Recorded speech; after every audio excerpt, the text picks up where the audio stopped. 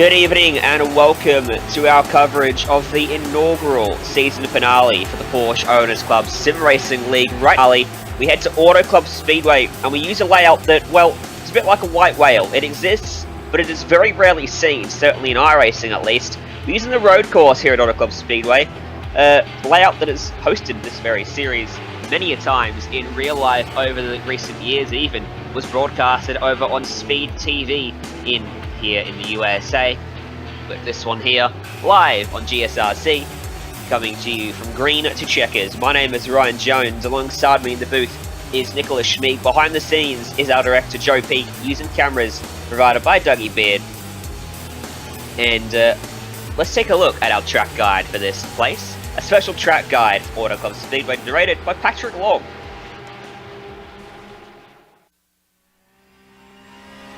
Welcome to California Speedway Fontana, also known as Auto Club Speedway. I'm Patrick Long, your voiceover for this virtual one lap around a very, very cool event. You guys are heading into the virtual tribute to Le Mans. We're riding on board with Connor Bloom. I drive the number 16 GT3R in IMSA. Wish I could be joining you guys this weekend. I'm out of town, but I've been following the progression of POC racing online, and hope you guys have a great time. Just like in real life, turns 3 and 4 is very tricky. You need straight hands here. Focus on Connor's handwork, and as you see, iRacing has a very simple but sensitive tire model, and you want to be very, very quick to get back to throttle to stabilize the rear. As you see here, Connor will pick up this apex curb to help turn the front, and then as he gets back to full throttle, opening his hands, he's very, very careful not to drop any wheels. This is not a game or a virtual simulation that pays off for being outside the white lines. Braking down here into 9, as you see, sensitive, only about 25% trail brake to keep the weight over the front. Then he stabilizes the throttle pedal right at apex and leans into full throttle, as you can see through the chicane, wide open. Didn't need to open his hands very, very far, so he's right back over for braking for turn 12. Down through the gearbox, nice and gentle. Again, focus on these apex curbs. Don't crush them, but be right at them, utilizing all the racetrack. I love how scanned and realistic the racetracks are in this simulation, building speed onto the front straightaway. I wish I could join you guys this weekend, but I will be tuning in from afar. Enjoy it, and hope to see you guys back out on the racetrack soon.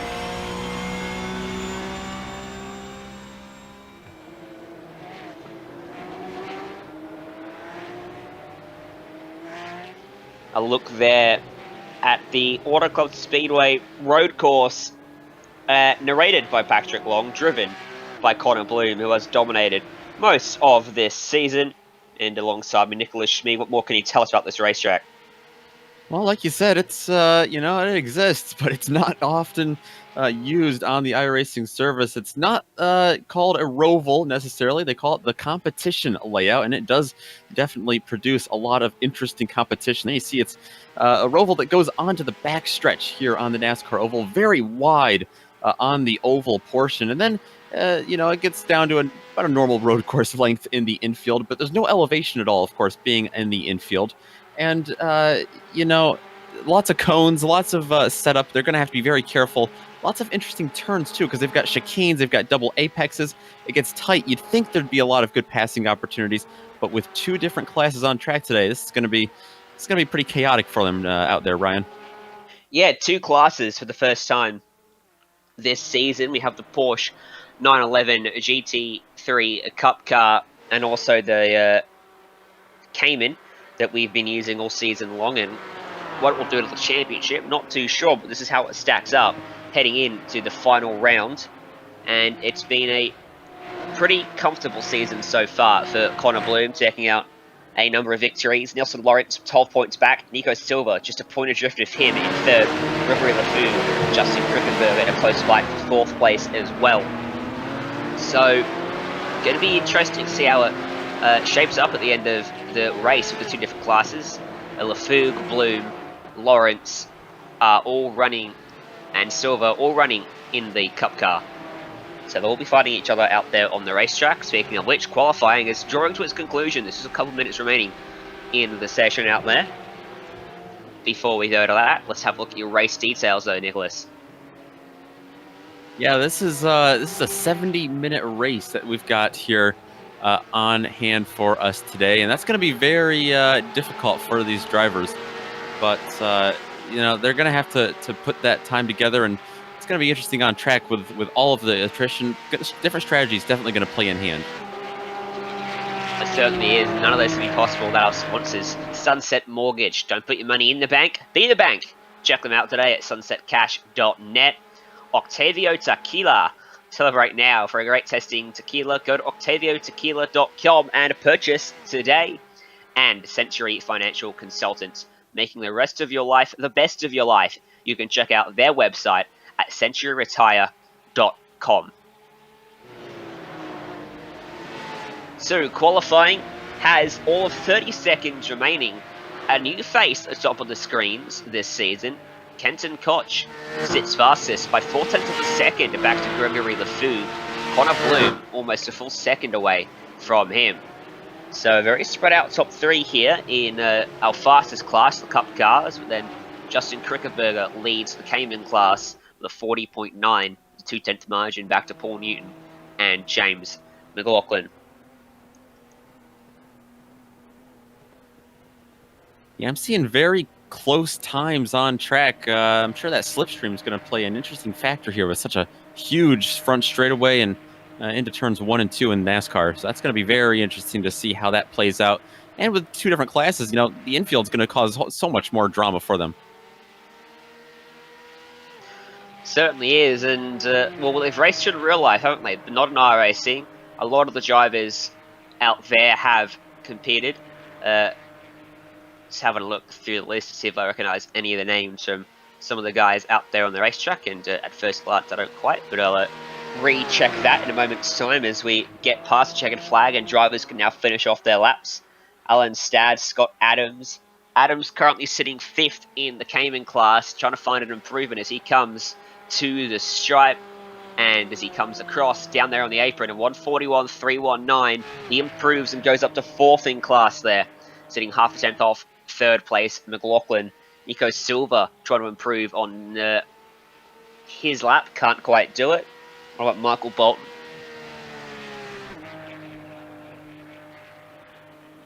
Comes across the line. No improvement, invalidated a lap time for him, unfortunately.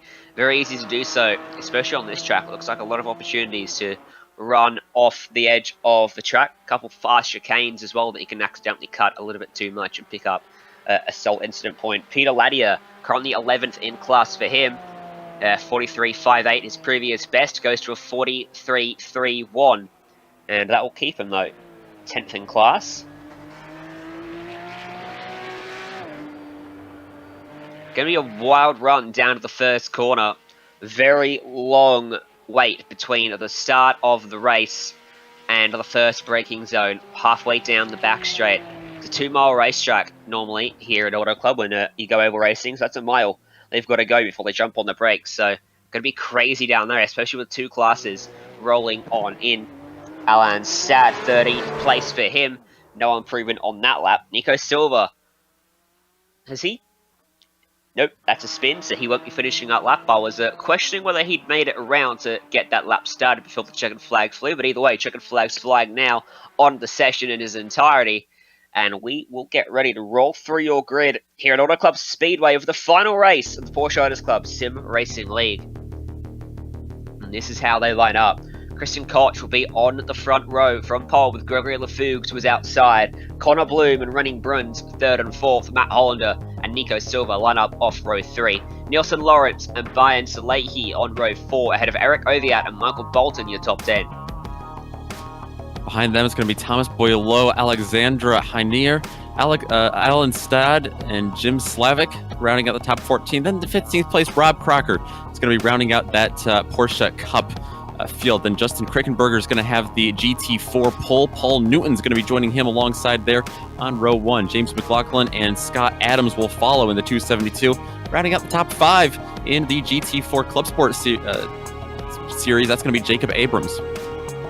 Cedric Garian will start back there with Michael Robin next to him, Dustin Heindel, BJ Fulton behind, Peter Latier and Ron Palmer 25th and 26th, Eric Walsh and Doug Bocchioni starting from 27th and 28th, Chris Lewis, Mark Rondo, your top 30 field, rounded out by Peter Chukowski and John Momia there. So 32 cars taking to the track, and the weather out there for these guys as we take to the green at about 7 PM in sim time. So the sun will slowly dip down in the sky, 24 degrees track temp, so, or 75-degree Fahrenheit track temp, I should say, for this American series. So relatively cool for the drivers out there. They'll find plenty of grip and should provide some great action. Going to be a rolling start for these guys here, so they line up halfway around the circuit before they roll off and get themselves sorted. Yeah, rolling start for these drivers, so watch for those big runs further back, because like you said, they are on the oval all the way from turn 4 on the oval portion of the track here, which is turn 21 on the road course here, all the way onto the backstretch. Like you said, they've got a mile to go, and a rolling start's just going to give those further back rows, even better of an opportunity to get around them. I do wonder how far back the Cayman class are going to lay.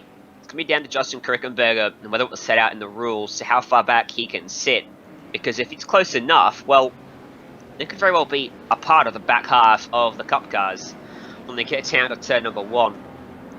A very twisty and windy infield section on this racetrack. A couple of high-speed chicanes, a lot of lefts and rights, which, well, again, should promote some good racing because it allows drivers to run side by side from multiple corners and maintain an advantage at least at some point. As we come out onto the oval now, pace car is going to get on out of the way in just a moment's time down on the pit road.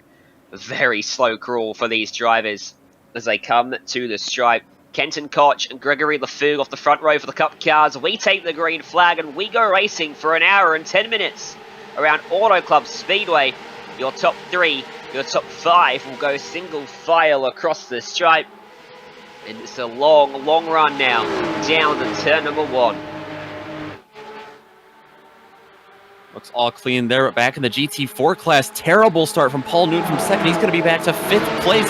They were actually 4 wide to try to get around him. Justin Krickenberger, though, will get away, and Savak Fagarian is going to get up into 2nd place after starting way back in 7th. Through the first chicane, turns 1 and 2. The Cup cars make it through cleanly. And we look back to GT4. Can they get through there? Nope. A few guys side by side. They can't. Around in front and out to the outside of the racetrack. It's Savak Fagarian after getting 6 spots at the start. Got turned. Oh, Alexandra Hayner has run into an issue through one of the chicanes as well up in the Cup cars. Car just launched left on him as he made the quick change of direction. So he's off in the grass now and in amongst the Caymans, unfortunately, in this field. At the front, it's a very tight margin between Kenton Koch and Gregory Lafougue, who's gone with him. Connor Bloom, about 10 car lengths back there in 3rd, cleaning up the cones on the exit of the corner ahead of Running Bruns behind. Matt Holder, your top 5. There's a lot of cones that adorn this racetrack, and they're going to get replaced very often in this race. Yeah, they're going to be burning rubber in a whole different sense when it comes to the cones tonight. They've got a lot of them, like you said, and just the fact that there's not much grass at all in the infield, no elevation, they've got to have them.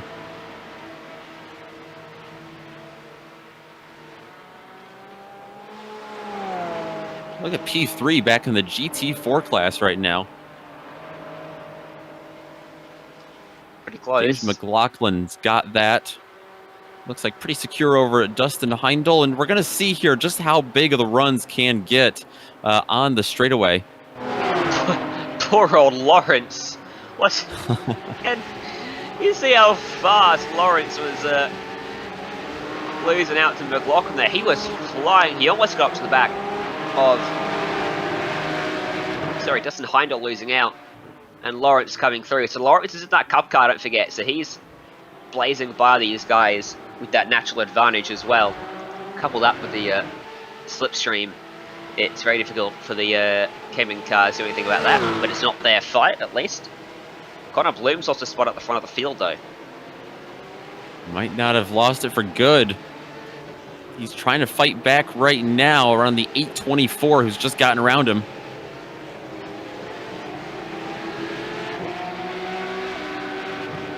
Good move. So Bruins puts himself up into 3rd place, the final step on the podium.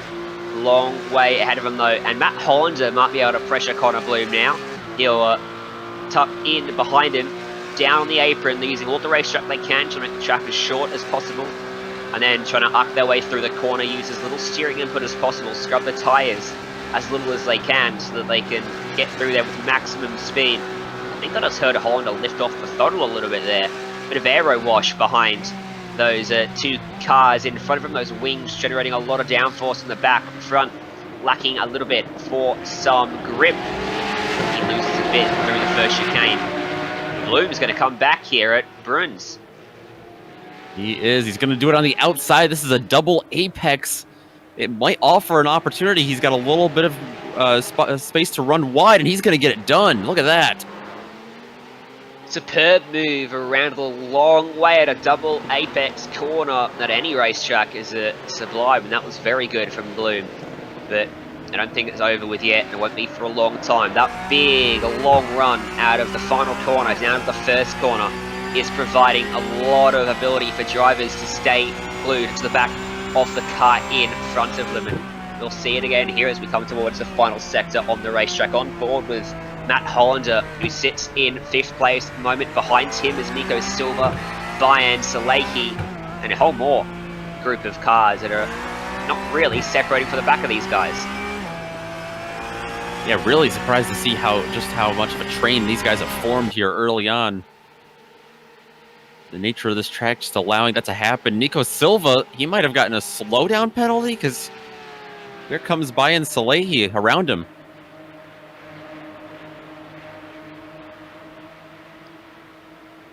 Yeah, slowdown penalties might also be a big talking point today, Nicholas, because of those chicanes, and you cut them. Well, with chicanes, often when you cut them, it's not an off-track you get, but a slowdown. Yeah, and that'll kill you. And the worst time of the race to get him, we always say, is very early in this race when you have the most spots to lose. But there you see, it looks like Salehi's under threat already. Silva's not wanting to give that spot up. He's going to try to do what we saw Bloom do a couple laps ago and get around the outside here.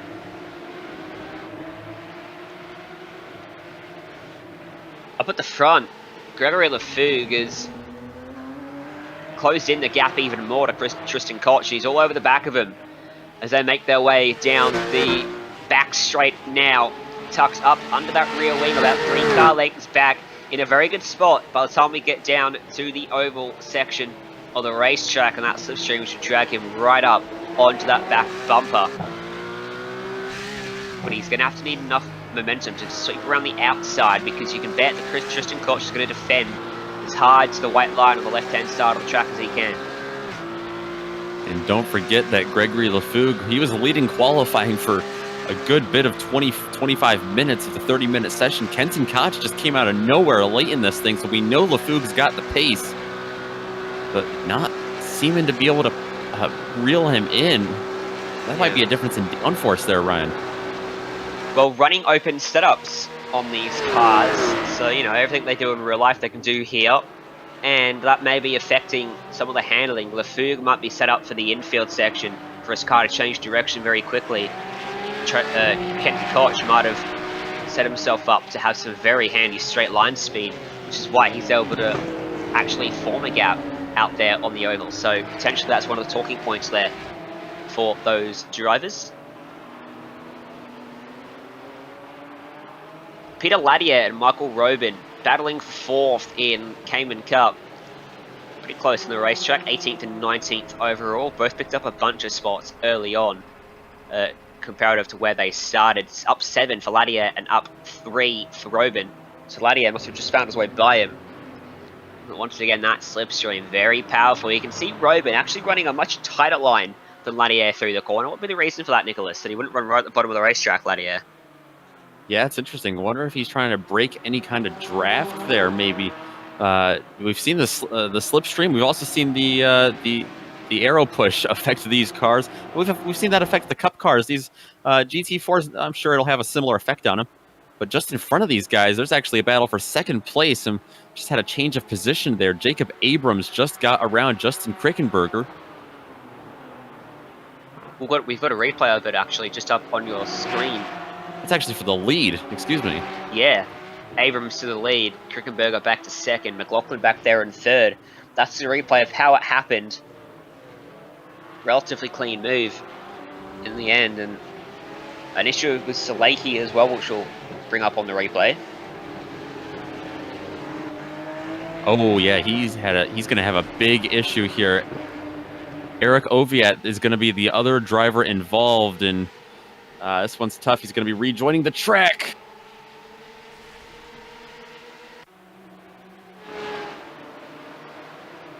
But look up front here, Ryan. We've got a race for the lead in the the Cup Series. Kenton Koch able to fend off Gregory LeFougue, but he is charging hard. They're caught up with a little bit of GT4 traffic here, which has allowed LeFougue to close that gap. Koch seems to be able to pull away just a tad bit now. But this lap traffic, they've caught that a lot quicker than I expected. Yeah. Krickenberger is still right on the back of Abrams. I've noticed 3 of your Cup cars suddenly drop down the order. Eric Oviatt down in pit lane with damage, but Connor Bloom is now 25th, and his car's clean as it looked when it started the race. Jim Slavic in a similar boat, so they might have taken some early pit stops here. Yeah, 2 battles on track for both the leads right now. Justin Krickenberger, he wants to come back at Jacob Abrams in the Cayman class. And at 728, you can see that he is really trying to hold on to that position. But I would tend to believe that Justin Krickenberger, after starting on the pole here, he might have just a little bit more speed in that 183 machine. Krickenberger's been very fast this season. He was up towards the front in a couple of races in the Cayman, so not surprising to see him doing well. And Gregory LeFougue absolutely dominated when we went to Sonoma last time out. Won by something ridiculous like 30-odd seconds, breaking the stranglehold that Connor Bloom had up until that point. So these are certainly 3 very fast drivers, but Kenton Koch, we haven't seen all season long, up at the front of the Cup Series as well. So new and old faces making some good progress early on here, as Krickenberger might make some progress on the race lead for Cayman here. Tucked up beneath him, he had a fantastic run going, and then it just petered off towards the exit of NASCAR too. Yeah, he took like a late apex through there. That worked out perfectly for him. He was able to stay on the throttle the whole time and didn't have too much wake in the air to deal with, try to get around. This double apex coming up, though, this is a spot where a lot of drivers have been making positions up. And Abrams gets in there a little too deep, and Krickenberger's going to find himself going wide behind him as Abrams slides, and now they're going to be side by side. Losing the traction. I'm going to lose a spot as well. Krickenberger was almost off the track as he moved that one stick. Back into the race lead then as McLaughlin right up behind Abrams, almost into the back of him there. Overcooked the entry by quite some bit. Still made the corner, but it was really close for McLaughlin. It was indeed. He definitely wants to get in this fight for the lead, but he doesn't want to disrupt it too much. He'd like to get around him cleanly. They all bunch up again. This is a tight section of the track.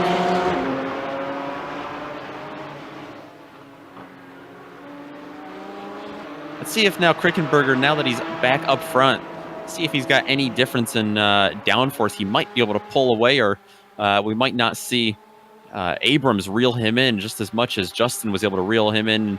Krickenberger's going to have a big gap anyway here.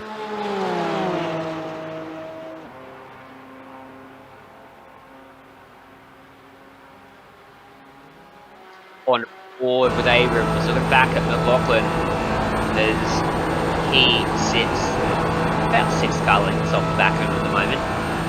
So those 3 look like they might have just about sorted their scrap out for the time being, at least. Elsewhere on the racetrack, it's still relatively tight between Kenton Koch and LeFougue. In fact, it's about as close as it's ever been now. LeFougue is right up on his back bumper through 1 and 2. And he pulls to his outside. This might be the move for the lead. Here comes LeFougue around the outside of turns 1 and 2 of the oval track. wheel to wheel, about 3 lanes between them. How wide is this Auto Club Speedway oval? And then into the road course we go. LeFou gives them plenty of room, trying to get a good exit out of the second part of the chicane. But the better line prevails for Koch, and he'll hold on. But here comes LeFou then. Now he's starting to attack, isn't he? He certainly is. And does it look like Koch has maybe a little bit of front-end damage? Has he picked that up somewhere? Front right, a little bit bent in, isn't it? One of the lapped cars, maybe. Just getting in the way a little bit, and that would be severely hampering him out there, because there's a lot of full throttle time. You need all of the downforce and aerodynamic efficiency that you can get. He's not getting it right now, and it's telling that LeFou is all over the back of him. In fact, they almost had an issue with Sevek Fitzgerald as they got by him, didn't they? He was right on the exit of the corner. That's where you don't want to catch a car, is right on the exit of the corner, because you're almost committed to your line at that point. You've got to really lift off to avoid him. Yeah, and despite that damage, Koch is able to pull away because of that. Now let's see what kind of difference they make on the oval portion. LeFou definitely going to have the advantage, not just because he's got the draft, but because he's got a clean front end of his race car. Let's see if he's able to pull in a little bit. He's coming.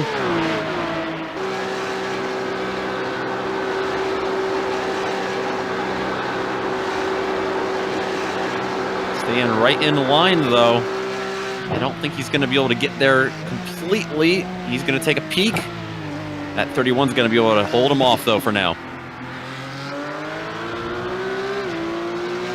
Definitely heating up at the front then between Koch and LeFou. Still plenty of time for them to continue to scrap it out with many laps remaining in this one. We're on lap 10, 18 minutes into the event with 55 minutes to go. A long way ahead of us at Auto Club Speedway.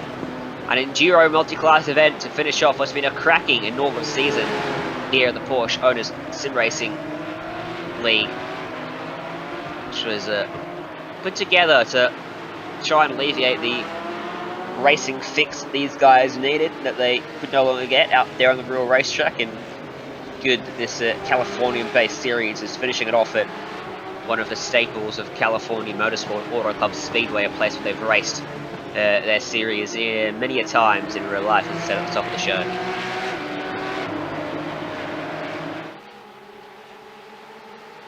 Hey Nicholas, another good thing about these lapped cars is they're giving Koch a bit of a slipstream down this straight.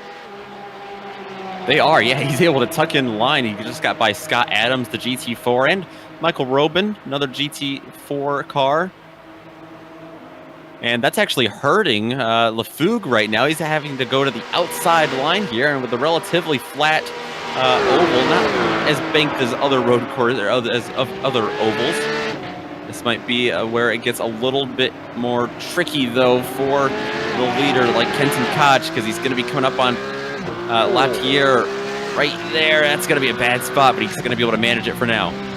Latier tried to get out of the way, but as a laps car, you need to just hold your line, because something like that can happen. You try to get out of the way in the same direction Koch tried to go to get by him. They almost made contact.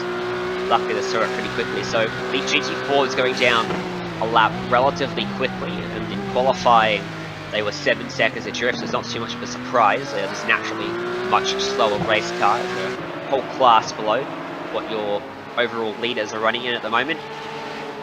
Krickenberger still leads that, by the way, from Abrams and McLaughlin. They've started to spread out. There's about 2 seconds covering the top 3 now. And you can see Kenton Koch just furiously flashing the lights. That's because he's got some GT3 cars in front of him. That's Brian Salehi and then Zhakowski 3 wide. That's not going to work, but they're going to manage it, but not LeFou. He's going to get taken out by Peter Zhakowski behind him. Really unfortunate. Zhakowski was really struggling for grip. He just spun it up the rear tires, and you can see LeFou still struggling to get back up to speed. It's got to be frustrating. We'll take another look at this. This is on board with LeFou. Just chaos in front of him, and gets clobbered. had a massive margin back to Matt Hollander in third place, 15 seconds, but despite that, he's gone all the way back to fourth place now, behind Renning Brooms and Matt Hollander. He got caught up on the banking as he tried to get it going again, and in fact, he's just made another mistake and locked up the tyres. They're probably a bit hot right now, and not providing him the grip he needs or is expecting. There's 3 wide, and there's contact behind him, in fact, between Nico Silva and serving for Jerry. Let's get a replay of that, actually, because that was a little bit awkward through the first chicane. Yeah, this was coming into the first turn in the infield. Nico Silva was stuck 3 wide. He had Paul Newton to his inside, and that's Savak Fajarian to his outside. We've seen Fajarian already involved in trouble, and he's going to have even more right front damage now. So there you see Silva in that bright yellow machine come across, and doesn't completely spin him out, just enough to hamper their progress.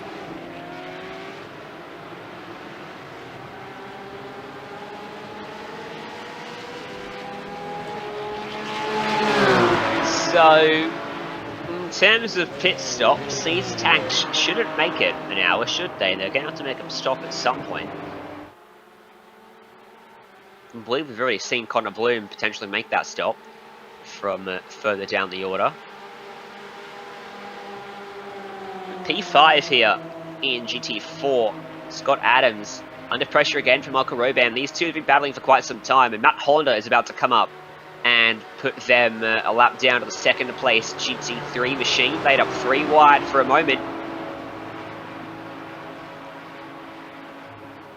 And look at that, not much grip there on the outside for Adams, because now Robin's going to be able to get to the inside, but look at this behind him.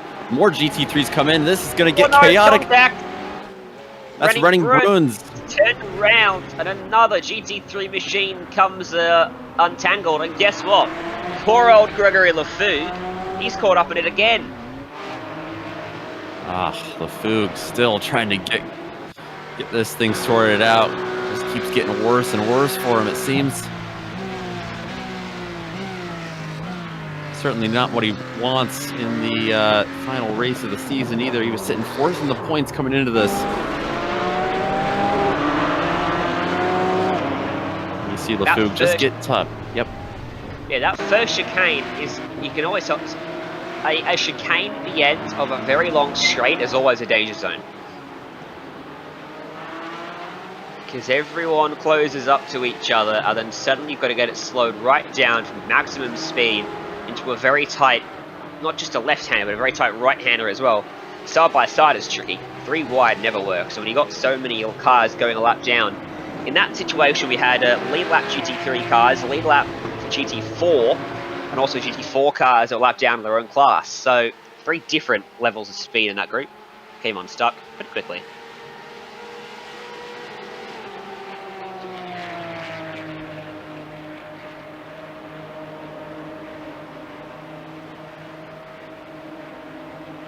Meanwhile, while all that happened, the leads kind of sorted out. Kenton Koch able to pull away, of course, second place falling back. So the closest battle we've got right now, Thomas Boileau and Nico Silva.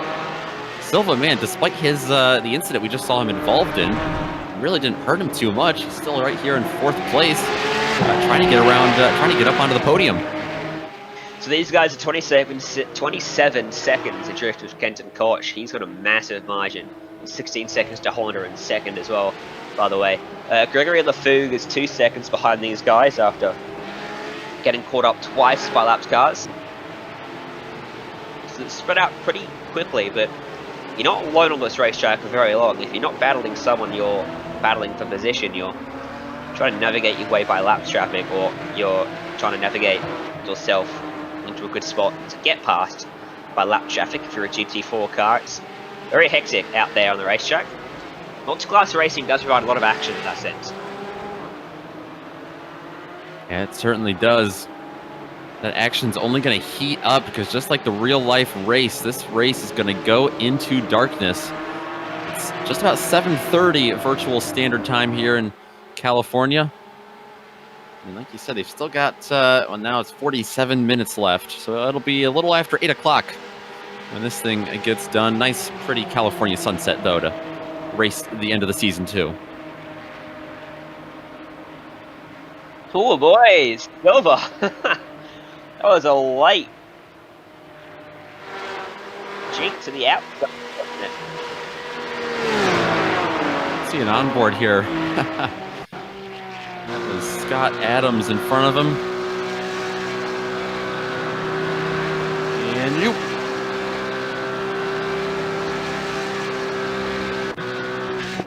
Looked like he had it all under control. But later in the race, that may be a little bit more oh my god, I can't speak Oh, and a English. big slide there for Silva. A little bit more hair-raising because your concentration starts to go. It's only an hour in terms of endurance race length. It's only an hour, but still to keep your focus at maximum level for an extended period of time is quite difficult, and it is very easy to lose that focus. See him navigate by a car that was spun there. That was Ladia. Spinning out of 4th place. He was battling. Remember, we were just watching him battle for 3rd place. He was closing in on Jacob Abrams. He was under pressure from Thomas Boileau, the GT3, who was sitting in P3.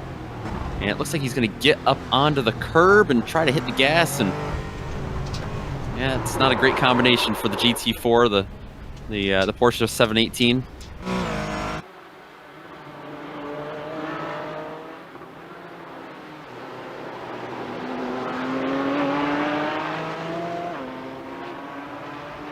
So Ladier's going to...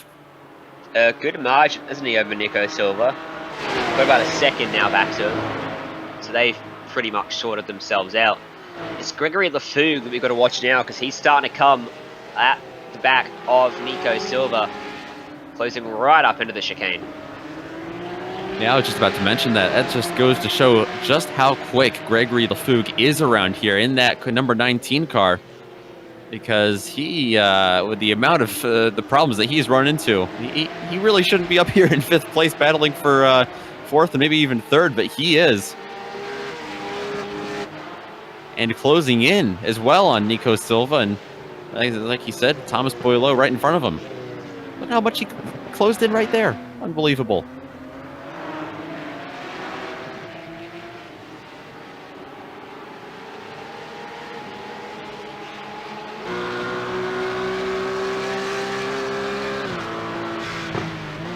We talk about, you know, the oval, of course, having so much draft and slipstream. They've got 2 long straightaways in the infield, too, and that's going to open up an opportunity for Gregory Lafougue to get around Silva. He was able to sneak it in underneath through the chicane. Now can Silva answer?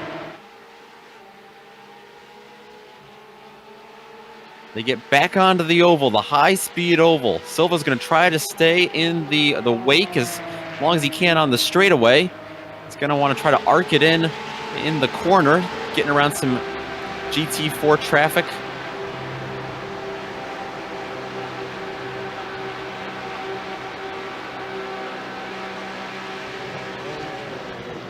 Silva a little bit higher up the track, later on the brakes. It's not going to be able to get there. A fantastic run, though, for Gregory Lafougue up onto the rear end of Thomas Boileau. That's for the podium. He's already going to be looking underneath. It's a double apex. Maybe Boileau is going to be able to get him back. No, he can't get cleared. He's going to lose another one to Silva. The contact out of the corner, and Boileau gets edged out. Has to back off to avoid the grass, which we've seen already is very slippery out there today. And Lafougue carves his way up into 2nd place. A great sequence of events for him. But bad news is he's, 3rd place, and he's now, 30 seconds behind Kenton Koch. Which is quite a bit more than the couple tenths he was before the lapped cars became a thing that he had to deal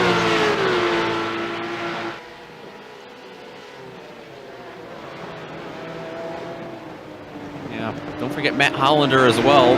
He's going to be 15 seconds rather ahead of Lafougue now.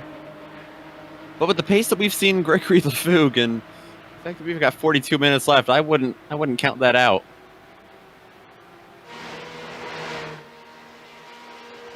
What just happened to Boileau? Did he just drop back? He did. But where to? Oh, I think he might be having some connection issues. Oh, dear. He was going the wrong way. Yeah. Things go bad. They go from bad to worse real quick, don't they? Yeah, that's not what you want to see if your Boilo is a little disconnect notification. He's falling down through the order. I'd say this one's pretty much done for him.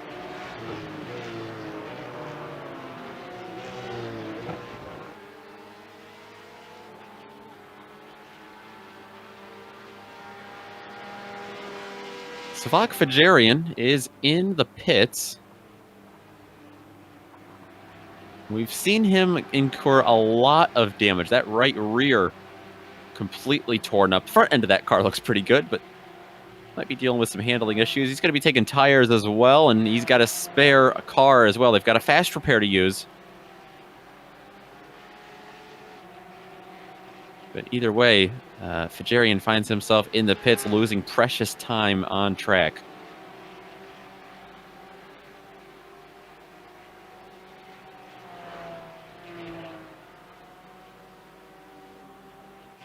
Looks like we've got another pitter in the form of Hollander.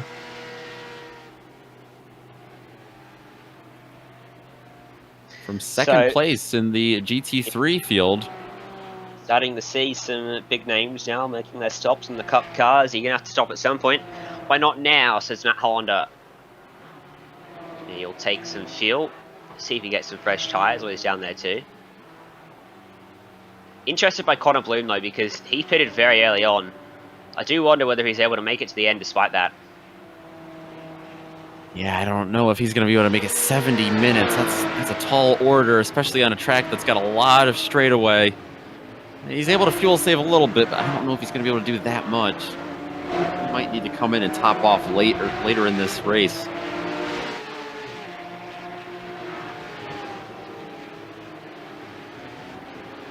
Honda comes out of pit lane, lost about, I don't know, I'm not even going to guess.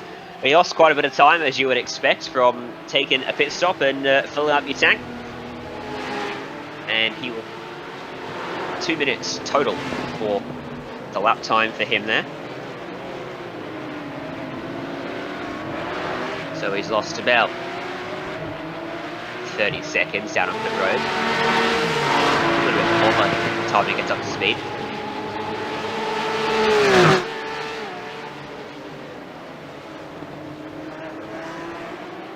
One driver that we're continuing to see fall down the order is Nico Silva. He's back in 4th place, and, well, Renning Bruns was all over the back of him, but Bruns is trying to get around Justin Krickenberger, the GT4 leader. He's going to be able to do that finally, but that has opened up such a big gap. These guys were just about side by side, and that's what a little bit of lap traffic will do to you. Most certainly.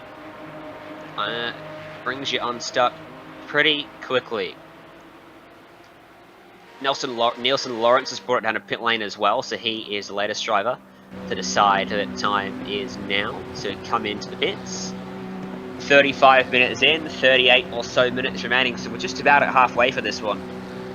And a lot of the drivers opting to split their race right down the middle. So he's down on pit road now. Nielsen Lawrence is going to lose out as Hollander sweeps on by him up there on the racetrack right about now. And Hollander is 1 minute and 18 behind Kenton Koch. He's lost 45 seconds because he was 33 behind him. See, I can do math. Hopefully the drivers can too. They're the ones filling up their fuel. Looks like we've got a change for position back in 6th place in the GT4s. Peter Ladier is able to get around Dustin Heindel. That was on the oval portion, but let's see if we can get a replay of that pass. Oh wow, he had a huge run on him. Extreme. Got a double tire there, didn't he, actually? Just a bit. Give him a lot of room on the outside of the oval. And that's a great job to get it done before that daunting chicane. And I thought Heindel was going to be able to get him back as we come back and watch them live, but he's charging, but he's not quite able to get up there yet. That black car, that's Heindel in the mirrors of Peter Ladier's 582. He's there, but let's see if he can answer once they get back onto the oval. He's got to have a good last couple of corners in the infield section. You can see the headlights becoming a lot more prominent now as the sun goes down and they start to actually carve out a bit of light on the racetrack.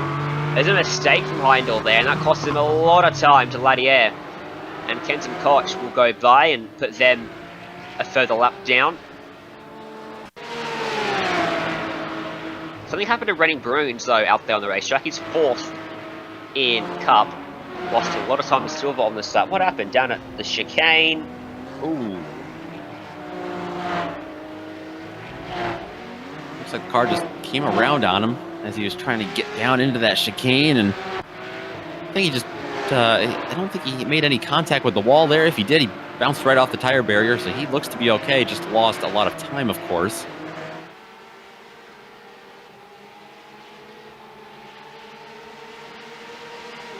Close battle, P7 in the Cup here. Yeah, this is Alan Stad and Nielsen Lawrence. Stad's got a lot of left front damage. That has got to be hurting that 619 machine.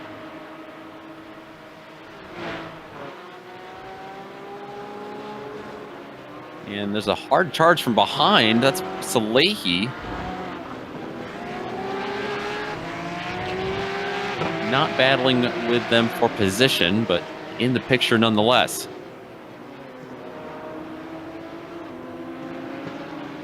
Oh, what a problem for Roban, Michael Roban, down in the GT4s. This is, this is an interesting one for him. I think he skipped a portion of the track here. He found a shortcut.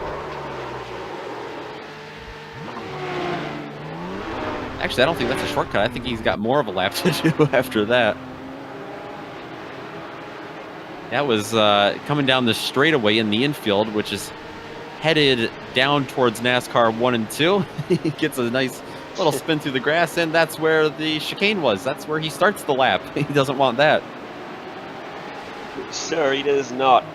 He gets it back onto the right part of the racetrack eventually. He'll continue on his way. Not the first driver to make a mistake today. Certainly won't be the last. For the amount of cones at this track, I'm surprised they didn't have any separating the two portions of the racetrack there. Must have run out of cones in the budget.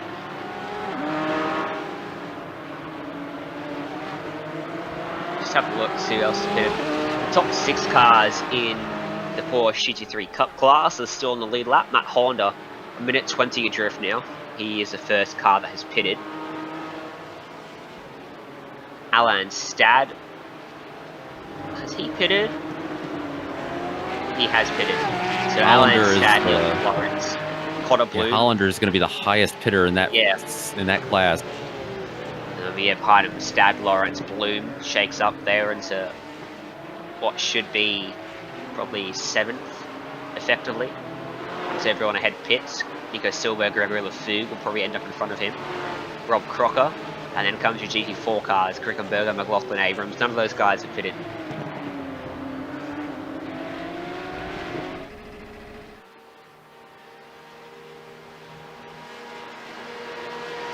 Top GT4 pitter is Dustin Heindel. He's back in 9th place. He's got a lot of positions to make up, but that might play in his favor.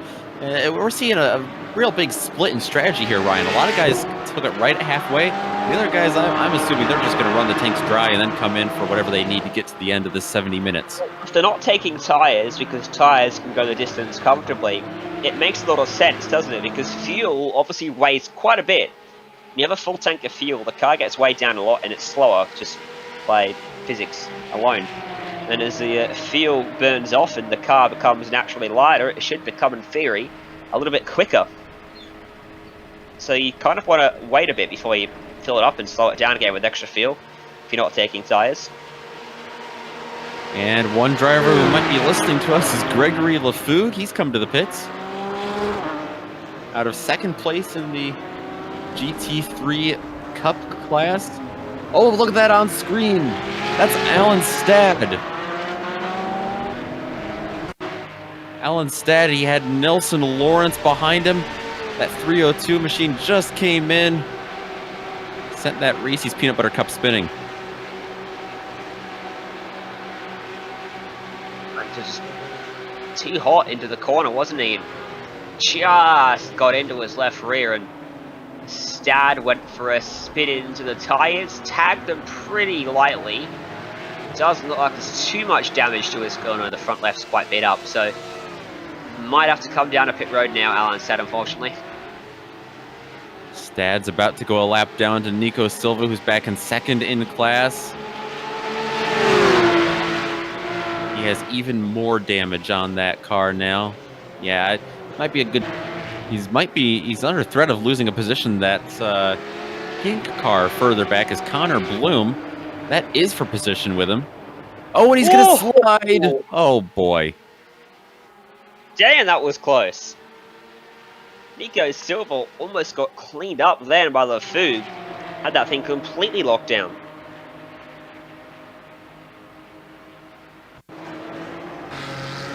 Alan Stad's getting a lot of replay time. I'm sure he doesn't want to get it in this fashion. Let's take another look at that again from the perspective of Nico Silva. I mean, Silva's had a tough time tonight, too. He's been all over the drama, right in the thick of things. And, of course, he's escaped quite a few incidents as well. There's another one for him.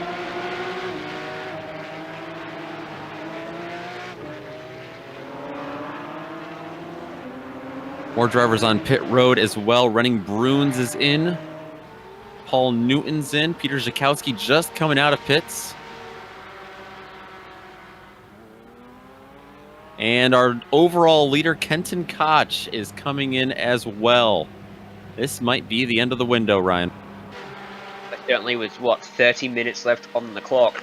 If it is the end of the window, it's pretty tight, in fact, isn't it? In terms of actually making it on one stop, the hour and 10 minute race. They've done about 40 minutes, there's 30 to go.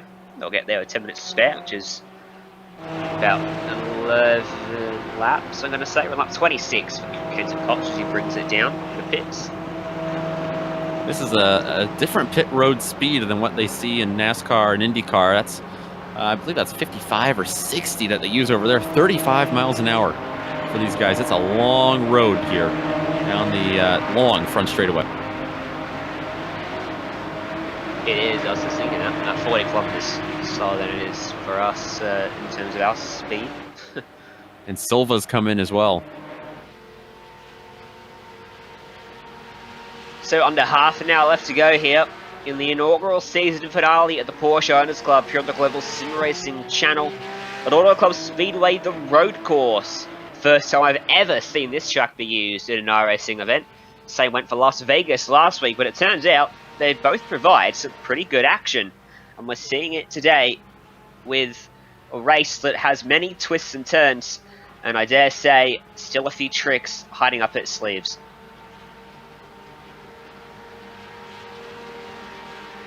Yeah, we've seen a lot of storylines unfold in the first half of this race. Sure to be in the second half as well. I'm noticing one thing. A lot of these 911 Cup cars have come in. The GT4s have been able to stay out. Kriekenberger, McLaughlin, Abrams, the podium. They're all fine, it seems. GT4 cars have longer tanks, don't they, than the GT3s. Slower, burn less fuel. So they should be able to go a little bit longer here. Kriekenberger's got a nice advantage of 5.8 seconds back to McLaughlin in second, 18 seconds back to Abrams. First car in GT4 that has pitted would be Michael Roban, I think.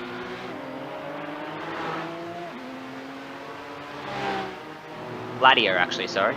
2 cars behind him. Vladier sits 7th in class, ahead of Paul Newton.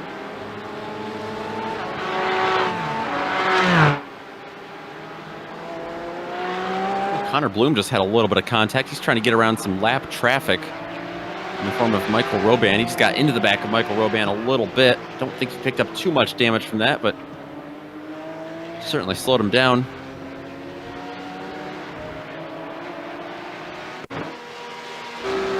See that again from his point of view.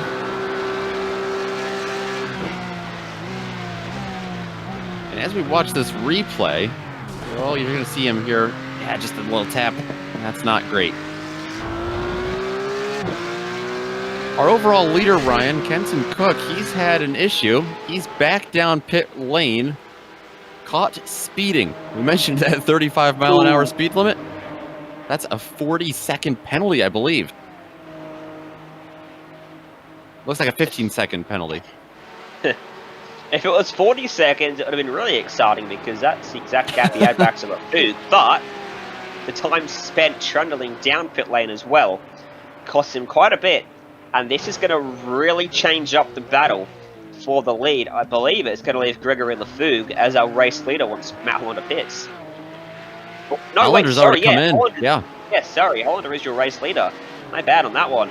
He's got a 17-second margin back to Lafougue. And Kenton Cook is 30 seconds adrift. Yeah, that not only knocked him out of the race for the lead, it knocked him out of the race for the podium for now. We'll have to see where Cook comes back on track.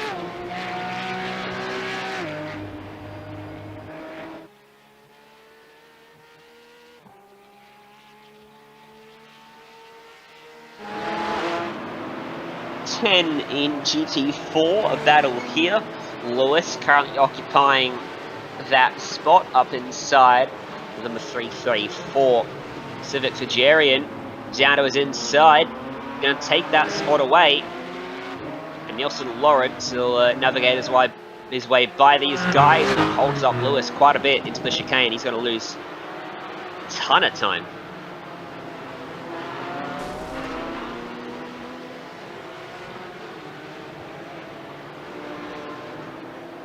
They're going to have more drivers coming back. Brian Salehi and Connor Bloom looking to get by Chris Lewis now. They're going to try to get around on the left side. Looks like that'll help them. It's not going to help Chris Lewis at all, though.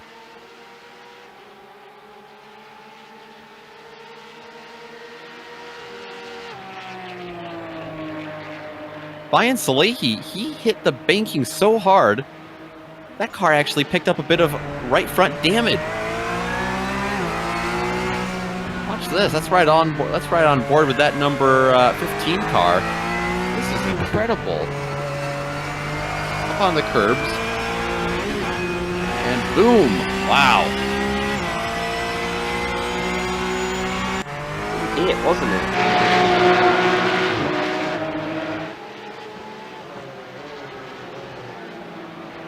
You got to think that's a transition from, you know, a completely flat infield to 14 degrees of banking here in the turns at Auto Club. And the front stretch here has 11 degrees of banking as well, so really not much better there. I wonder if that's going to throw off his suspension at all. We'll have to see. In terms of that tyre wear, I mentioned that probably not taking tyres down pit road, but you talk about the banking that this track has. Well, you think potentially it probably hitting up those right sides a little bit more, creating some pretty uneven wear out there on those cars. Yeah, it's got to be. These guys all over the scattered strategies. It's got to be causing even more, you know, it's like multi-class within a class. But it has calmed things down relatively in terms of battles on track. I think the closest one we've got, actually I think we might have one shaping up for third place, because Kenton Cook, he has chased down Nico Silva.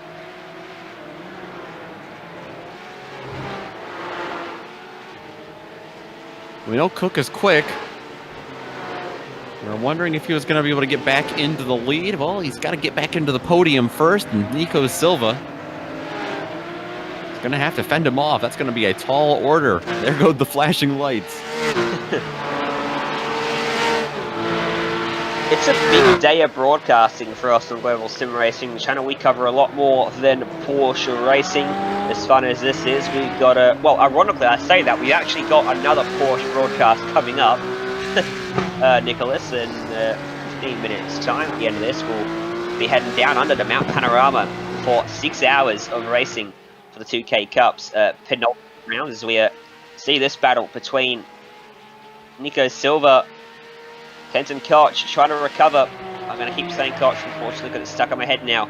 Trying to recover from that penalty down on pit road. He's got his car to the inside of Silva, and through 1 and 2 here on the NASCAR track, he should be able to take it away without much hassle at all. It's whether Silva can fight back on the entry into the chicane. Can he switch back to his inside? He stays up top, and Kenton Cook is through up into P3 on the racetrack. But plenty of events happening for us here at GSRC. If you want to catch up with all of them, make sure you go and like us on social media to see all of our updates and our weekly calendar each and every week. Absolutely. While that was happening, we had a one of our first leaders in the GT4 pit. There he is there, Justin Krickenberger. Driver out of Pennsylvania in a West Coast dominated series.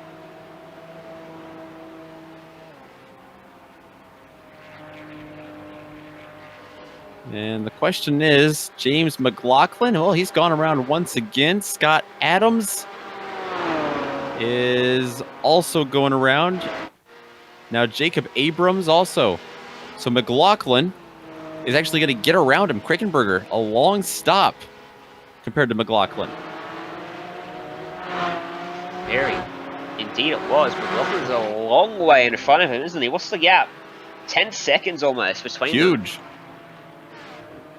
With only 20 minutes remaining, it's verging towards insurmountable barring mistakes of McLaughlin out front. 16 seconds between Honda and Lafug. Now, in terms of lap times, Lafug was a 36.4 last time by only a 10th quicker than Hollander. Kenton Koch. Really? Kenton Cook even.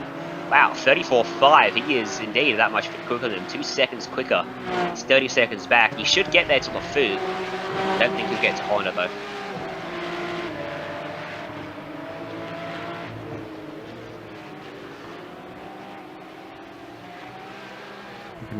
Don't have to go there, but Dustin Heindel's just gone around. Rob Crocker got into him a little bit. And Crocker actually trying to chase down Alan Stad. One of the closest, I don't want to quite call it a battle just yet.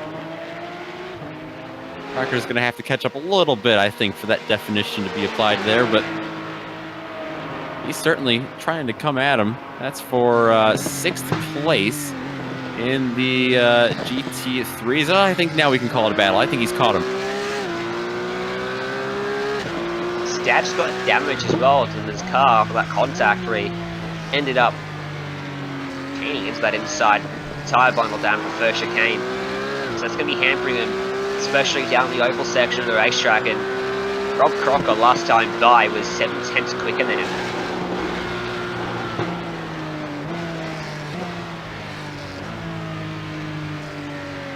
Stad just trying to hang on here. He's actually on the lead lap overall.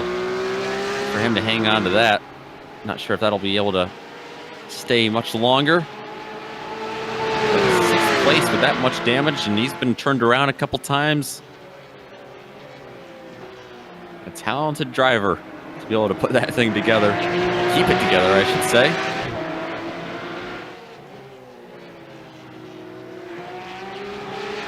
Good to see him over here in the 911 class. He actually drives the GT4 in real life. Sure, he might have a little bit of an advantage over there, but he's going to try out the higher powered cars. Indeed. Good thing about iRacing is no matter what you drive in real life, you can have a crack at something either relatively similar, or a slight upgrade in terms of class, or something completely different. Your choices are not limited. You can do whatever you want as long as iRacing has it in their service. And that even includes old Cup cars coming to service in a month or so's time. The what was he announced today? 1987 Monte Carlo and Thunderbird are coming in along with the North Wilkesboro Speedway, which would be pretty cool. A completely different style of racing for the Porsches, but you can't wait for that. That'll be a fun one. Oh, and Allenstad!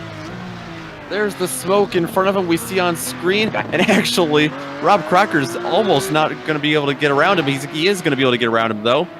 He had to check up big time.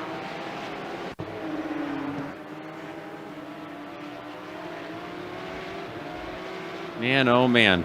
Allenstad cannot catch a break. Big power slide there. Didn't gain much power from it. He spun again as well. Yeah, he has. It could have been much worse. Gotta give him credit. You can tell he races Porsches in real life, because I think, you know, the normal sim racer would have sent that thing into the grass. I think Stad's gonna be headed to the pits. It's been a long night for him. Been a long night for a few drivers out there. Been a few tough luck stories for some of the people out there on the racetrack. Gregory LeFou comes to mind of that situation, doesn't he? Certainly does. Gregory LeFou, he says he's still running in second place in the 911 class, getting around some lap traffic. There's Mark Rondeau. Yeah, you see the positions gained and lost. And it looks like, hey, Rob Crocker from 15th. I think that's last place in class, actually, all the way up to 6th place in class. Great run for the 777.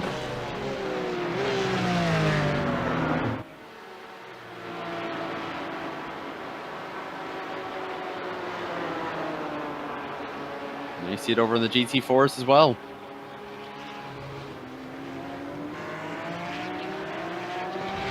On screen, though, this is back with Justin Krickenberger and Scott Adams. This is for 3rd place, the last spot on the podium in the GT4s. Krickenberger, who had that spot, he's lost it, doesn't want to give it up for good. He's going to get it back on the inside. Contact. That was very tight between them. And Krickenberger, after leading this class for so much of the race, is suddenly back in 3rd place. Make that 4th. McLaughlin jumped in pits. Jacob Abrams just jumped him. Scott Adams just passed him. It's going bad suddenly for Krickenberger out there, as Nico Silva makes his way by these guys as well. Yeah, that's not what Krickenberger needs right now. Now it's going to be Scott Adams that Silva's going to get past. That's going to allow Krickenberger way deep into that chicane. And up over the curbs in front of him goes Scott Adams. That's going to allow Krickenberger another shot at it. Look at how quickly he closed up that gap there as they come back onto the oval.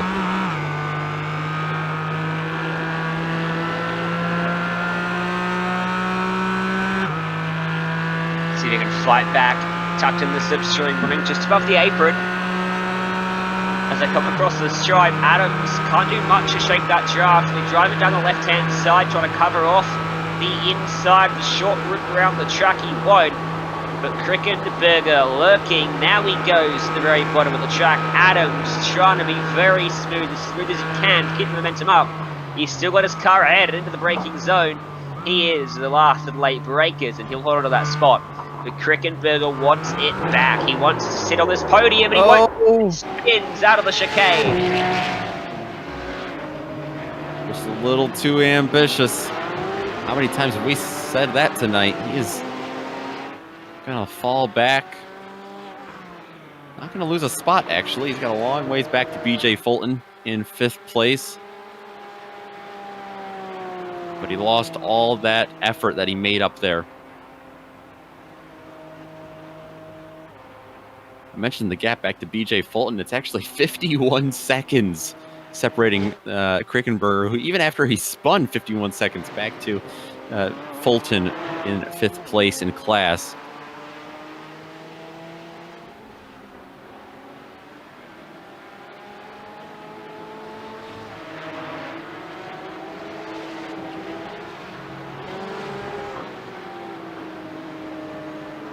Matt Hollander continues to lead this race. James McLaughlin leads the GT4 class. Looks like all the gaps pretty much opened up after that little incident.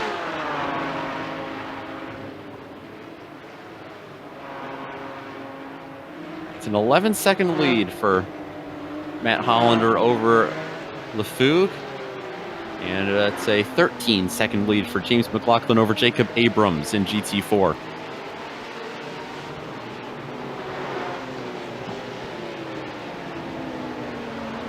Just a tick over 10 minutes remaining here in the Porsche Owners Club season finale. If you've enjoyed the broadcast, drop us a like, hit subscribe to us on Global SimRacing Channel on YouTube, so you can catch all of our broadcasts the second they come up.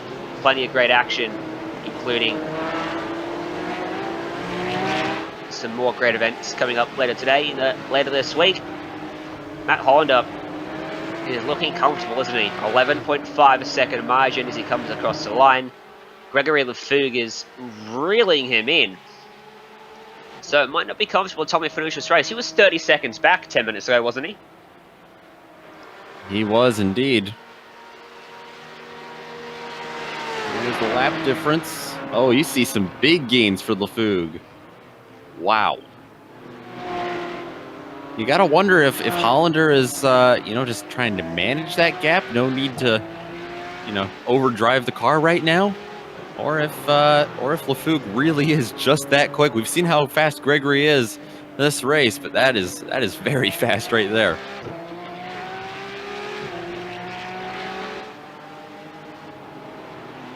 He spun out twice, and he had a pit lane speeding penalty as well. Well, that was Clinton Cook. Damn it! When you get someone's name in your head and you say it half a dozen times and then you get corrected on it, it's very difficult to go back to the way it should be said. It's Cook, very close to the high car there. Gotta give it to Cook. He's had despite his speeding penalty, other than that, flawless race. It's a shame that one tiny mistake is going to ruin this for him, because I don't think he's going to have enough time to make up to LeFougue, with LeFougue going so fast right now. These top three runners in the GT3 class, their cars look pretty spotless. They definitely do. They've kept out of trouble, and in the case of LeFougue, he's kept out of the wall, at least. And that's crucial in these long races. You've got to make sure you keep your car clean, because if you lose even a tenth a lap over the course of, a 40-lap plus race we're going to get to here by the time we finish this one, that's a lot of time, isn't it? So you just can't afford to get a little nick at the start of the race, or any other point for that matter, because it really builds up and really affects you over the course of these big events. That's why 9 times out of 10 you see the clean cars are the ones that finish towards the front.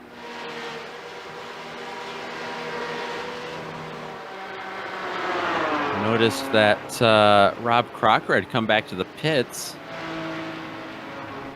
Don't know if he had damage picked up. This looks like a pretty routine stop for him. He was one of the ones that came in a little bit earlier, though, wasn't he, Ryan? Yeah, I believe so. I think he came in very early, didn't he, with Colin Bloom, even towards the start of the... When I take a look out on track, the drivers that have been out there the longest, Matt Hollander comes to mind. He's been out there for 19 laps. He actually is the longest of the top running class out there, so if this is a two-stopper, that's going to be the telltale sign right there, is if our leader can stay out there, maybe that explains his pace falling off. Maybe there is some fuel saving going on.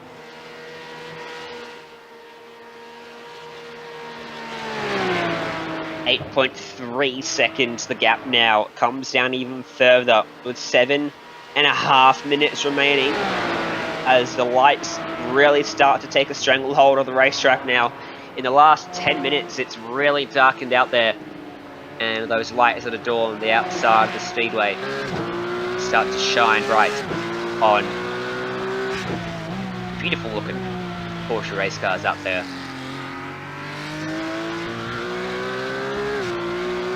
Gregory LeFougue pitted 5 laps later than Matt Hollander, too. It's going to be something to keep an eye on.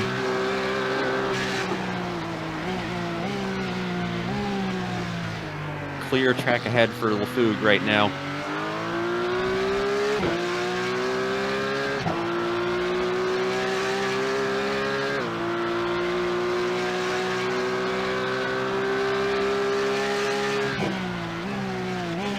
Matt Hollander, he seems to be off the pace so much, he's losing time.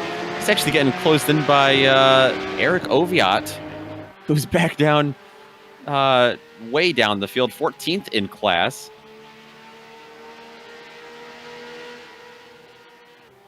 This is, Ryan, this has got to be fuel saving, doesn't it? I mean, he is, seems like, let's ride on board with Hollander. Let's see if we can pick up any sounds here that would help us maybe think here. He seems to be flat out right now on the oval. Maybe lifts a little early there.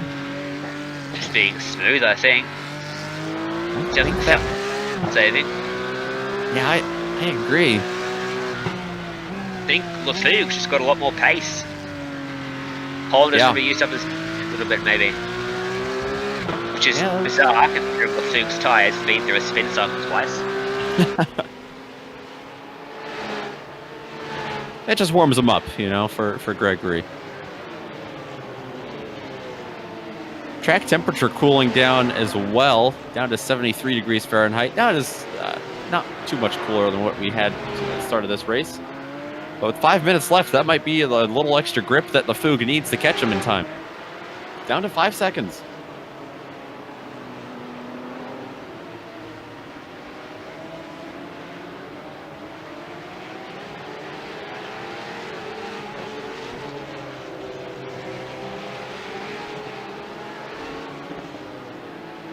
Just rode on board with LeFougue there to see how much different his car sounded to Hollander's, and I think they're both going as hard as they can, but LeFougue has just got more pace as they come to the stripe. It's under 5 minutes remaining in this one. They're doing lap times close to 1:40, so we have about 4 laps remaining in this race. A 1:35.194 for LeFougue. A 1:36.761 for Hollander, 1.6 seconds quicker, the chasing man.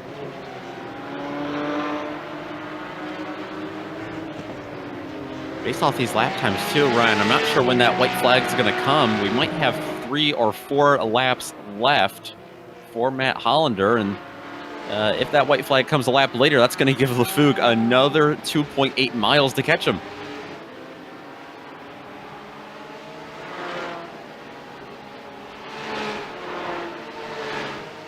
Wonder if Hollander might be better off losing a couple seconds on purpose to bring the white flag a lap earlier. Not a terrible idea. This series, that happened to someone across the line. About a second to spare. Ended up losing on the final lap. Happened to recently to broadcasts I've done. Hollander's going to get held up by Mark Rondeau there. Losing a lot of time, flashing a lights, trying to get by, but he's being balked massively by the slow car. And this is gifting absolute meters to LeFougue. That gives him a lot of time. Hollander won't be happy about that. What's the lap time this time by? Last one was a 36.7. How much slower is it this time? A 36.9. He lost 2 tenths at least on that lap. Gregory LeFougue, a 35.0. Almost 2 seconds quicker. Oh, he is catching him down to 3 seconds. That's unbelievable.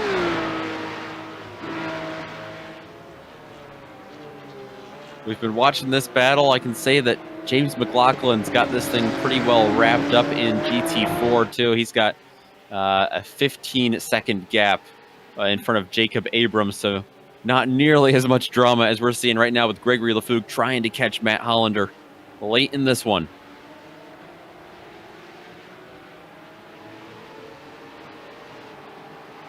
Two minutes remaining on the clock.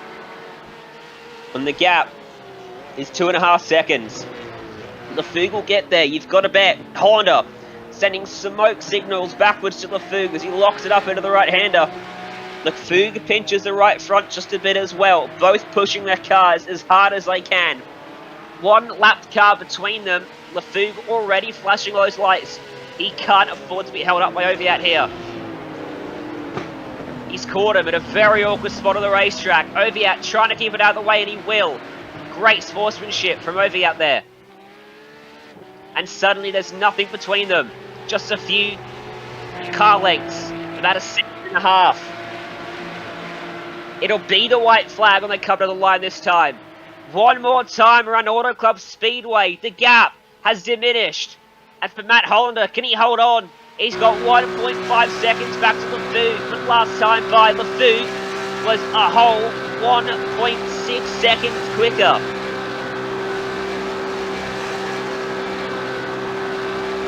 He's there, but can he get... He's got to close in on the infield. That's where it's going to pay off. He gets close into the chicane. He's got to have the pace here on the straightaways in the infield. He's going to flash the lights. He's going to let Matt Hollander know he's there. The double apex, left-hander. A little bit awkward entrance for Hollander. Lafougue, a little bit of a slide out of the 19 of Gregory Lafougue. Trying to chase him back down, still letting him know. Bit of a chicane. See if Lafougue can reel him into this tough right-hander. Another lockup from Hollander. Lockup from Gregory Lafougue as well, though. And they go back down the other way of the track, Ryan. Half a lap remains, and Lafougue is under a second away from Hollander. But he's got anywhere to get by him. He's flashing the lights, he's showing the nose, he's trying to force a mistake from Hollander, but he's holding fast out front. A couple corners left. Matt Hollander, he's just got to get through one more turn. And here he comes, out onto the oval. A lapped car in front, he gets out of the way. Matt Hollander is going to hold off one of the biggest charges he'll face this year. He's going to come across the stripe, and he will win at Auto Club Speedway in the final round of the Porsche Owners Club Sim Racing League. And Gregory Lafougue comes up short by 0.3 of a second. Unbelievable finish in the GT3 class. The GT4 class, James McLaughlin's got about half a lap left. He's still in the infield section, but he continues this dominant lead that he's got a 16-second buffer over Jacob Abrams. It's been a fantastic race for James McLaughlin. Not everything went his way, but when it did, it really paid off for him. He finds himself just a few turns away from taking home this season finale win in the GT4 class.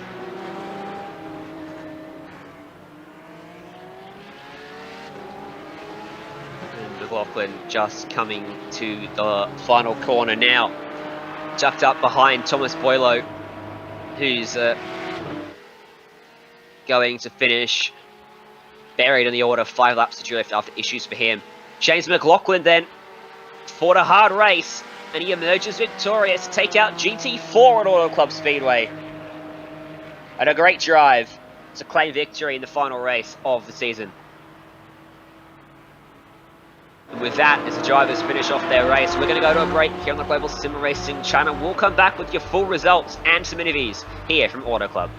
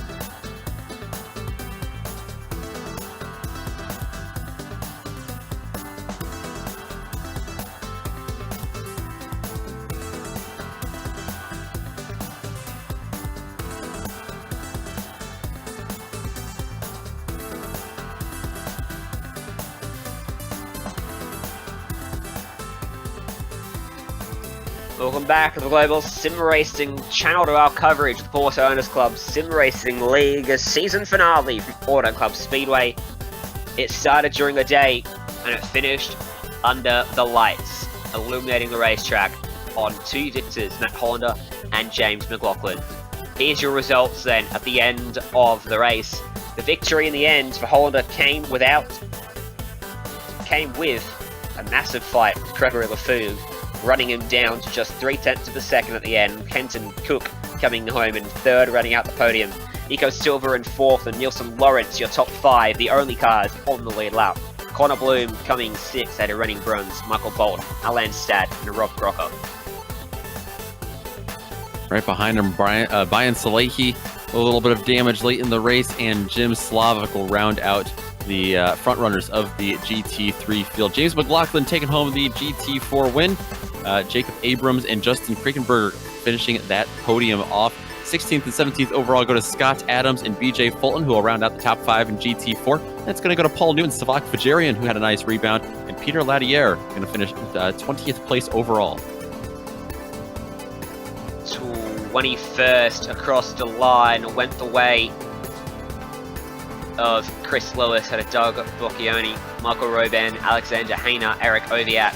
24th, 25th, Dustin Heindel, Ron Palmer, Thomas Boylo, Mark Rondo, John Mamea, your top 30 ahead of Peter Czakowski, Eric Walsh, your 32-car field at the end of this evening. And now we have a chance to talk to some of our top finishers in this race. Let's talk to the top finisher, Matt Hollander, victor in the season finale. Wow, that was a race. It certainly was. It had a lot of twists and turns. Big twist at the end.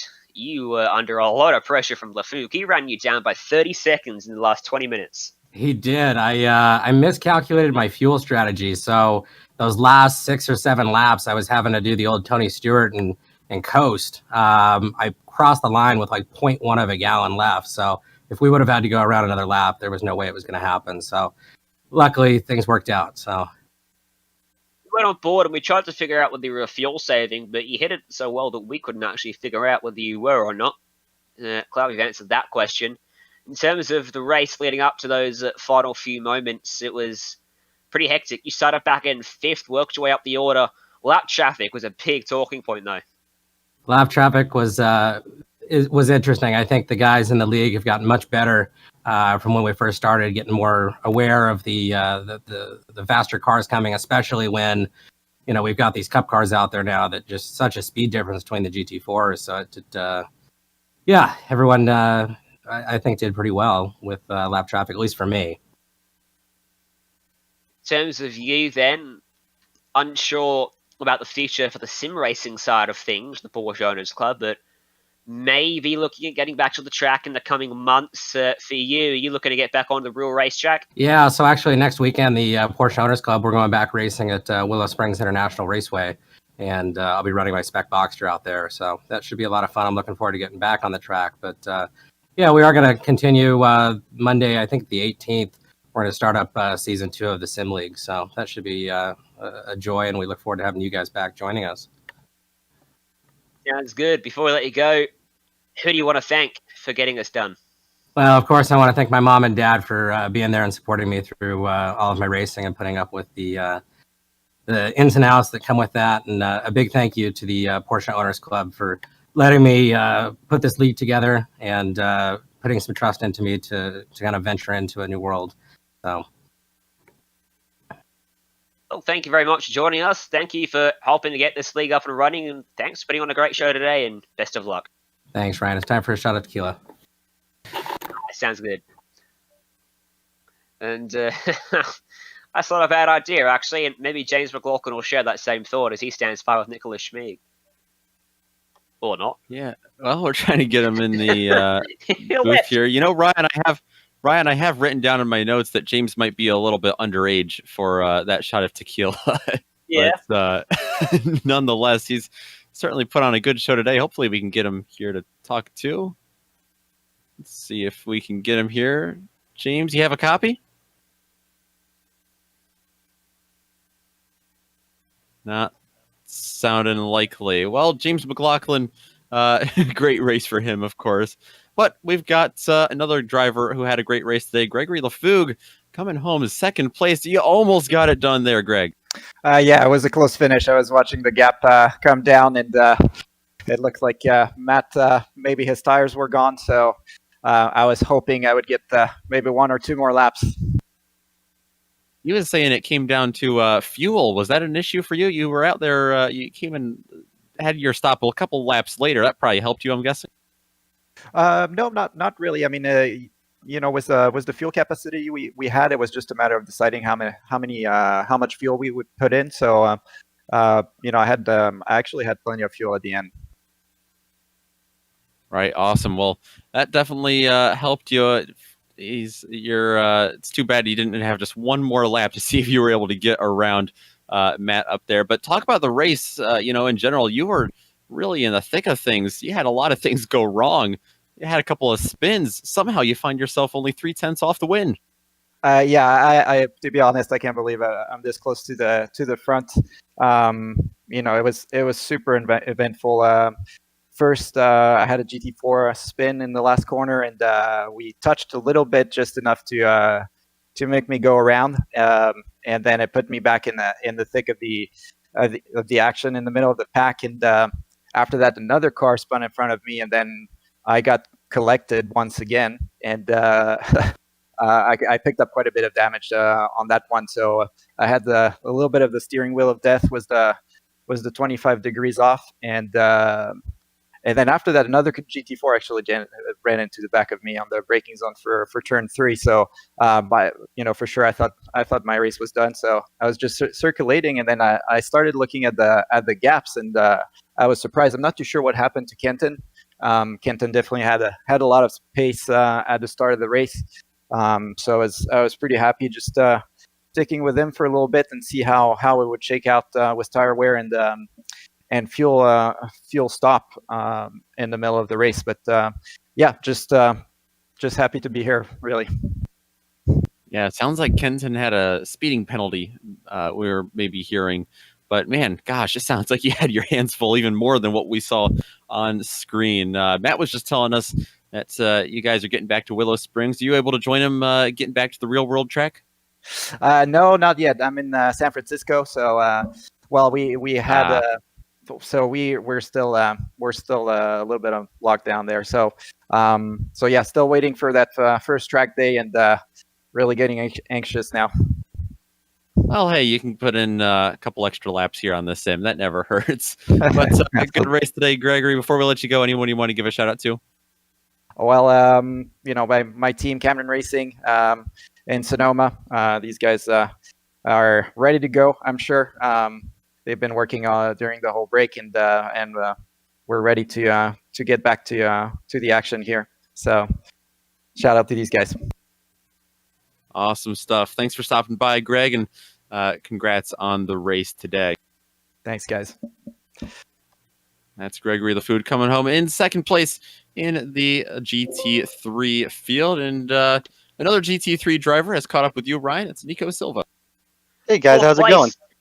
Not bad, Nico. Yourself? Are you happy with fourth? Are you hoping for a podium? What are your feelings after that race? Well, I was really hoping for a podium, but you know what? I did what I could. I was just trying to keep clean and just doing a good stint with a good strategy. So I did the best I could. I just couldn't put down the times to get up in front with Matt, Kenton, and Greg. They did an awesome job, and moving the way they were in a 70-minute enduro was quite awesome. So I wish I could have given them a better fight. It was a good show nonetheless, and in terms of lapped cars, it seemed to be your biggest issue today. You came unstuck with one or two of them at one point throughout the race. Your thoughts trying to get by those lappers? Actually, I didn't have a problem with the lappers. I was actually racing with Bayan, and we got sideways, and it was a racing incident. I talked to him and apologized, so I want to publicly apologize for that too. Didn't mean to. I didn't have any malintent with that, and honestly, it was just a little bit of hard racing. These cars are really hard to race cleanly, especially without the ABS or the traction control. So sometimes things get a little bit interesting. Indeed, they did. And your strategy, fuel, we heard from Lafougue and Hollander was a little bit closer. How was your fuel tank looking at the end of that race? I was okay.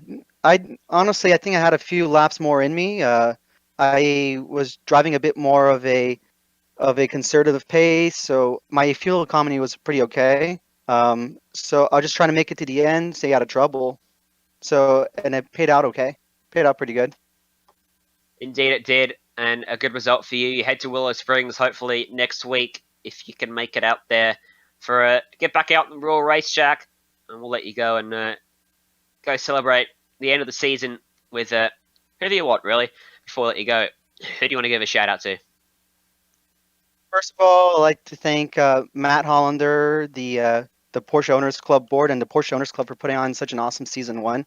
I'm very excited for season 2, and they really put on a great job. And as well as you guys, you always do a great job with the broadcasting and everything. And so, again, thank you guys. And my sponsors, I'd like to thank Husky Motorsport Technology, Penn Elcom, Venus Nutraceuticals, Cambox Mecca, Licurie Paris, MSDS Headers, Reach Out Worldwide, Heel Thread, and I think I got all of them. Oh, and 621 Designs to make an awesome car for the tribute race. So again, thanks for everyone for helping me out with all that. Well, thank you very much, and enjoy next week when you get back out on the track. Thank you. That was Nico Silva coming home 4th place at the end of today. He's running, and as we get towards the end, we'll wrap up this broadcast, which wouldn't have been possible without any of the sponsors like Sunset Mortgage, Octavio Tequila, and Century Financial Consultants, all of which have helped to bring this broadcast to you in all its glory all season long here on the Global SimRacing Channel. Thanks to Porsche Owners Club for bringing this incredible series to us, and thanks to the companies that provide the software and the hardware for our broadcast, and June Londe, who provides all of our fantastic music. You can see the screen and how to get a hold of all of those people. Thanks to the team with me today, Nicholas and Joe. And if you want to find out more about GSRC, you can find it on globalsimracingchannel.com, or check out our social media on Twitter at GSR Channel, Facebook at Global Sim Racing Channel, and Instagram at GSRC_gram. Don't forget to hit subscribe on our YouTube so you don't miss any of our action. Hit like if you enjoyed the broadcast. We've got plenty of other races for other series up on your screen. Plus, we are currently live with qualifying before we hit the green flags on the 2K Cup, about 36 hours, so go check that out as well if you want some more Porsche racing. But until next time, race clean, race hard, and we'll see you on the track.